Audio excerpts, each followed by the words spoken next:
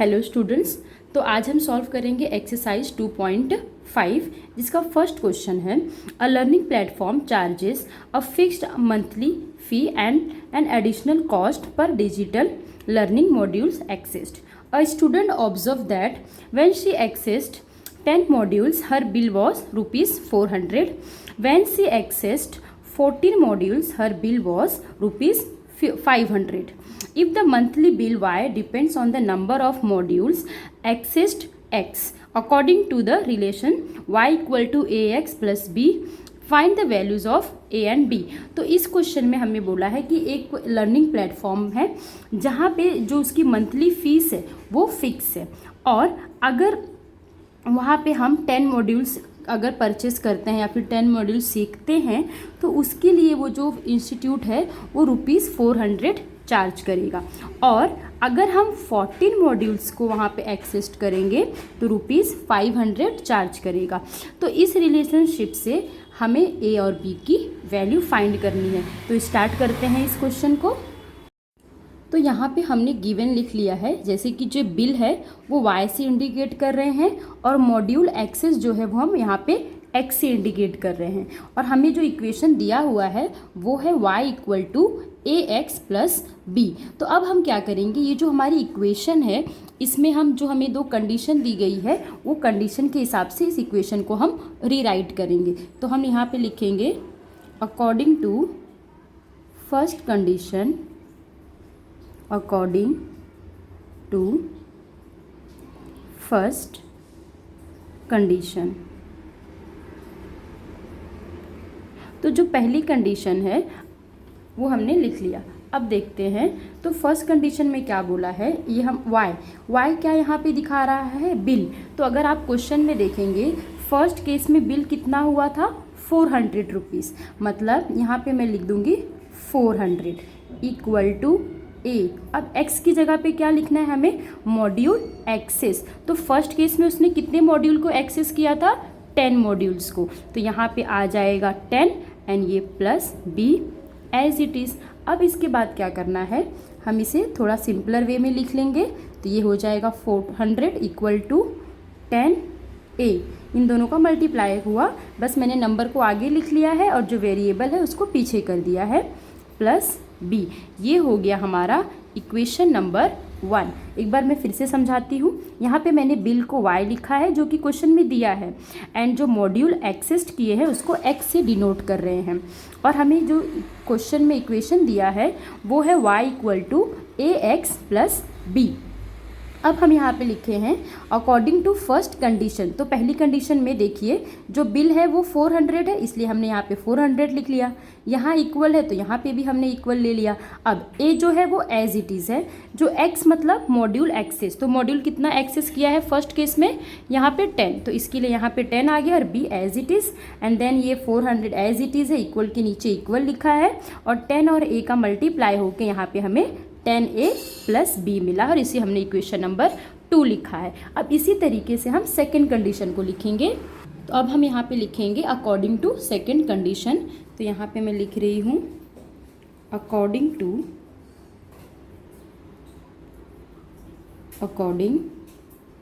To second condition.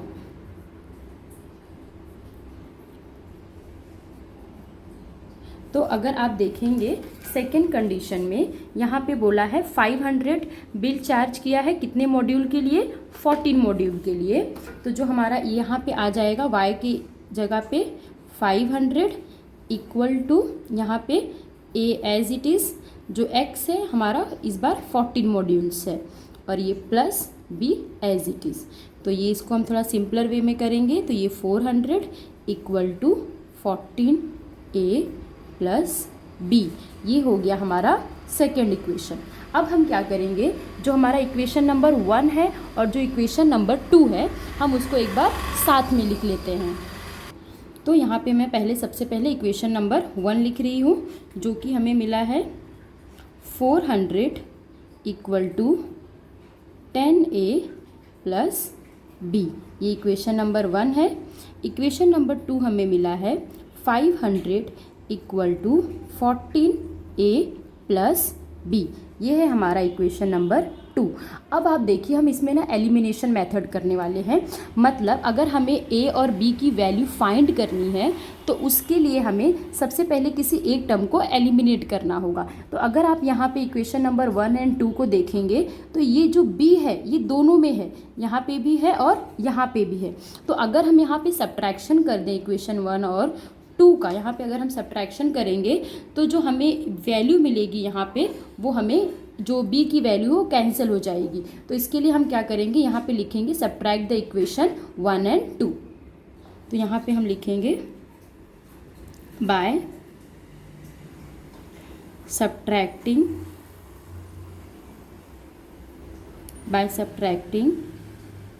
Equation 1 from 2। तो अगर आप यहाँ पे देखेंगे जो इक्वेशन नंबर 2 है उसकी वैल्यू बड़ी है और जो इक्वेशन नंबर 1 है उसकी वैल्यू छोटी है। तो हम छोटे जो बड़ी इक्वेशन है उसमें से छोटे वाले को माइनस करेंगे।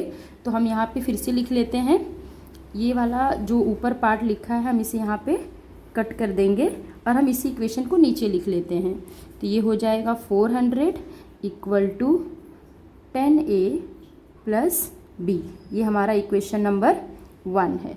अब अगर हम यहाँ पे सब्ट्रैक्शन करेंगे तो ये जो 400 का साइन है वो प्लस है तो वो क्या हो जाएगा यहाँ पे माइनस, और ये जो 10a है इसका भी साइन हो जाएगा माइनस, और जो प्लस b है इसका साइन हो जाएगा माइनस b। और हम इसे सॉल्व करेंगे।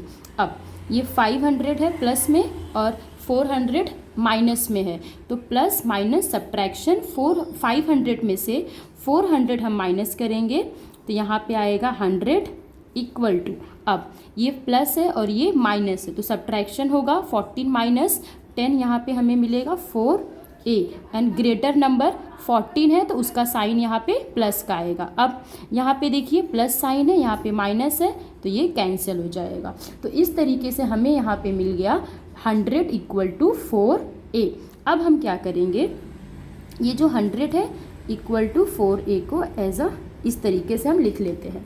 अब हम इसे सॉल्व करेंगे तो देखिए ये जो 100 है ये 4 जो है वो a के साथ यहाँ मल्टीप्लाई कर रहा है तो इस तरफ आके वो डिवाइड करेगा और यहाँ पे सिर्फ a बचेगा। अब जब हम 100 को 4 से डिवाइड करेंगे तो हमें यहाँ पे 4 2 ज़ा 8 और यहाँ पे 4 5 ज़ा 20, तो हमें a की वैल्यू यहाँ पे मिल गई है 25। तो हम यहाँ पे ये a की वैल्यू हमें मिल गई। अब हम क्या करेंगे, ये जो हमें a की वैल्यू मिली है हम इसको पुट करेंगे किसी भी एक, चाहे इक्वेशन नंबर 1 या फिर इक्वेशन नंबर 2 में। तो अब वो भी दिखाती हूँ मैं लिखकर। तो यहाँ पे हम लिखेंगे बाय